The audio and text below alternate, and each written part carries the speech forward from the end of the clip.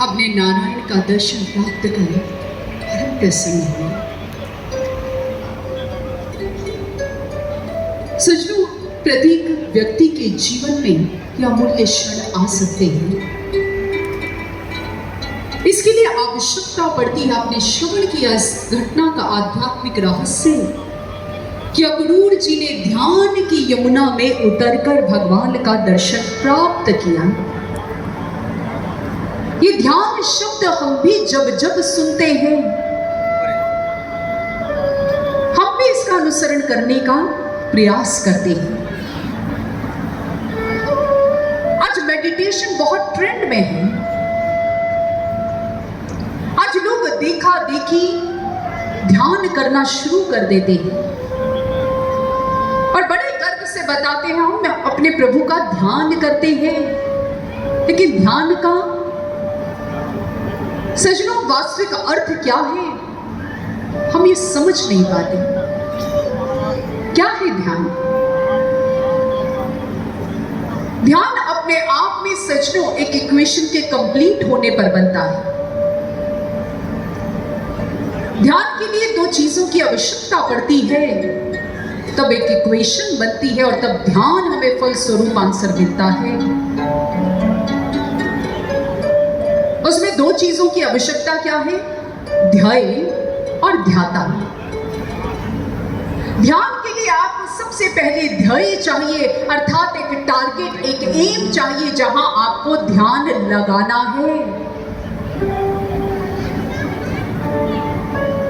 आपके सामने देखने वाली कोई वस्तु होनी चाहिए जिस पर आप अपने ध्यान को टिकाएं। ये तो साधारण सा नियम है, इसमें कोई रॉकेट साइंस नहीं, बड़ी साधारण सी बात है। आपको कुछ भी काम करना है, ध्यान से करना है, तो आपको क्या करना है? आपको उस पर ध्यान लगाना है। कोई वस्तु, कोई व्यक्ति, कोई स्थिति आपके सामने होनी चाहिए।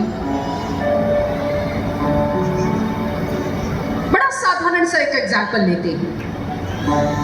ये मंच सजा है दिव्य ज्योति जागृति संस्थान का कथा। ये कथा मंच सजनों, मैं आपसे प्रश्न करती हूं,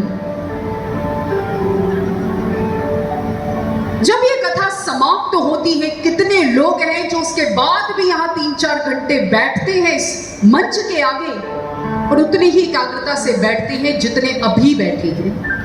कितने लोग हैं? हाथ खड़ा कर कर बताइए, जो कथा के बाद भी यहां बैठते हैं और 3-4 घंटे टकटकी बांध कर इस ओर देखते हैं, ध्यान लगाते हैं। है कोई? अच्छा, कोई ऐसा होगा जो इस कथा में शुरू होने से पहले 3 बजे से पहले जो यहां बैठकर 3-4 घंटे बैठकर बड़ी एकाग्रता से बैठते हैं? है कोई? क्यों नहीं? सजनों, मैं एकाग्रता की बात कर रही हूं कि जितना तल्लीन आप यहां पर बैठे हो उतनी तल्लीन ऐसा कोई नहीं। कारण कि यहां ना तो कुछ दर्शनीय योग्य तब होता है, मंच खाली होता है, इस पे कोई विराजमान नहीं है। आपको व्यास पीठ पर ना तो कथा व्यास दिखते हैं, ना वो बोल रहे होते हैं, ना आपको साधु मंडली दिख रही है जो आपको भजन संकीर्तन सुनाती है। ध्यान नहीं लगता। लेकिन कथा के बीच ये जो कथा का समय है, आप एकाग्रचित होकर बैठते हो, मन लगता है? लगता है? किस किस का लगता है? हाथ खड़ा कर कर बताइए। ध्यान किस किस का लगता है इस वक्त? सबका लगता है। क्यों? कुछ सुनने को है, कुछ देखने को है। अच्छा, खाली टीवी स्क्रीन के आगे मैं आपको बिठा दूं जिस पर कुछ नहीं चल रहा, कितनी देर बैठ पाएंगे? 3 मिनट बैठना मुश्किल हो जाएगा। लेकिन उसी टीवी स्क्रीन पर यदि कोई मूवी प्ले कर दी जाए, 2.5, 3, 3.5 कितने घंटे हम एकाग्रचित होकर देखते हैं। कारण फिर वही कुछ दिख रहा है, कुछ दर्शन के योग्य है। हमारा भी आज ध्यान नहीं लगता। लोग कहते हैं ध्यान करते हैं लेकिन ध्यान नहीं लगता। क्या करें? आपको बताएं, ध्यान लगेगा भी नहीं, ऐसे कभी नहीं लग सकता। सजनों, ये हमारी मानस पटल की ये स्क्रीन, इस पर भी कुछ दिखना चाहिए। जब आप नेत्र मूंदो, यहां पर कुछ दिखना चाहिए, यदि नहीं दिख रहा तो ध्यान कैसे लगेगा? जैसे बाहर ना देखने पर ध्यान नहीं लगता, ऐसे अंदर ना दिखने पर भी ध्यान नहीं लगेगा, भटकेगा ही भटकेगा। तभी तो माला फेर रही है, राम राम राम राम राम राम। अरे बहू देखना गैस पर दूध रखा है, राम राम राम राम। अरे बच्चों को भी लेकर आना है, राम राम राम। कितनी एकाग्रता है हमारी। संसार और करतार दोनों साथ साथ चल रही हैं। सजनों, तरीका होता है उन दोनों को साथ चलाने का, लेकिन एकाग्रता ईश्वर में है कहां? इसलिए वो ध्येय चाहिए सबसे पहले, वो टारगेट को ईश्वर यहां दिखना चाहिए।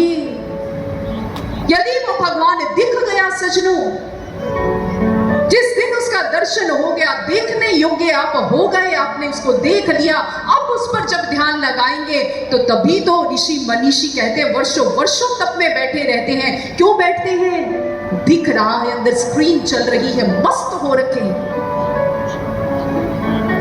आज हमें भी ऐसे ध्यान की आवश्यकता है, और इसके साथ ध्याता अर्थात हम जो देखें, और जब ध्येय और ध्याता मिल जाते हैं, जब टारगेट और ऑब्जर्वर दोनों मिल जाते हैं, तब इक्वेशन कंप्लीट होती है। Target plus observer is equal to meditation, ये है ध्यान। आज हम ध्याता बनकर बैठ तो जाती है, लेकिन हमारा ध्यान, वो टारगेट कहां है? आप किसी को शूट करने को कहें, वो सबसे पहले आपसे पूछेगा मेरा एम बताओ, मुझे कहां शूट करना है। आप हवा में गोली नहीं चलाते। हमें भी एक टारगेट चाहिए, और वो टारगेट है भगवान, वो ईश्वर। उसके अभाव में सजनों हमारी की हुई भक्ति का फल नहीं पड़ पाता। तभी तुलसीदास जी, गोस्वामी जी स्पष्ट लिखते हैं मानस में, सब कर फल हरि भक्ति सुहाई, सो बिनु संत ना काहू भी पाई। उन्होंने कहा कि बिना संत के वो भक्ति मिल ही नहीं सकती। सब कर फल हरि भक्ति सुहाई। उन्होंने कहा जितने भी आप कर्म कांड करते हो, जितने भी पूजा के नाम पर व्रत उपवास करते हो, दान पुण्य यज्ञ हवन जो कुछ करते हो, और सबका फल क्या है? हरि की भक्ति मिल जाए। हमने कल भी आपको बताया भक्ति क्या है? जुड़ जाना, हरि का दर्शन हो जाना, उसे देख लेना। उन्होंने कहा ये सब कुछ करने का फल क्या मिलना चाहिए? कि हमें नारायण का दर्शन हो जाए, हरि भक्ति, हरि का दर्शन हो जाए। और वो दर्शन एक गुरु के पास जाकर मिलता है, कि दिव्य सत्ता के पास जाना पड़ता है, याचना करनी पड़ती है, और उस समय गुरु मस्तक पर हाथ रखता है, दिखाता है, सबसे पहले ध्येय देता है, अब इस पर ध्यान लगाओ। हम तो अंधेरे में बैठे तीर छोड़ रहे हैं सजनों, कैसे मिलेगा भगवान? इसलिए अपनी भक्ति को पूर्णता दीजिए। अरे भक्त बने ही हैं, कन्हैया के दीवाने हैं ही, कन्हैया के से प्रेम करने वाले बैठे हैं, कृष्ण से प्रेम करने वाले बैठे हैं। तो कैसा अधूरा प्रेम है जहां कन्हैया ही नहीं है, जहां उससे मुलाकात ही नहीं है, जहां उससे मिलन ही नहीं है। मिलिए अपने प्रभु से। ध्येय चाहिए, वो ईश्वर चाहिए सजनों, अन्यथा ये भक्ति अधूरी रह जाएगी। इसलिए हमारे शास्त्र ग्रंथ कहते हैं कि हमें भगवान को प्राप्त करना है, और यही हमारे जीवन का परम उद्देश्य है। इसी के लिए हमें धरती पर भेजा गया। The very reason we are placed on this earth is just to realize God. उन्होंने कहा भगवान को देखना पड़ेगा, हम इसी के लिए धरती पर आए, उसका साक्षात्कार करना पड़ेगा। और जिस समय सजनों दिख जाता है, फिर ध्यान लगाना नहीं पड़ता, लग जाता है। ये है ध्यान की प्रक्रिया, ये है मेडिटेशन। जब आप बैठे और आपके पास ध्येय हो आपका, और आप फिर तल्लीन हुए, आपका ध्यान एकाग्र हो गया। इस एकाग्रता की बात की है हमारे संतों महापुरुषों ने। और जब ऐसा ध्यान जीवन में आता है, जब कृष्ण का स्वरूप भीतर दिखता है, तो मन कैसे मतवाला नहीं होगा?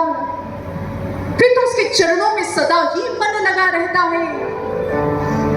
फिर ये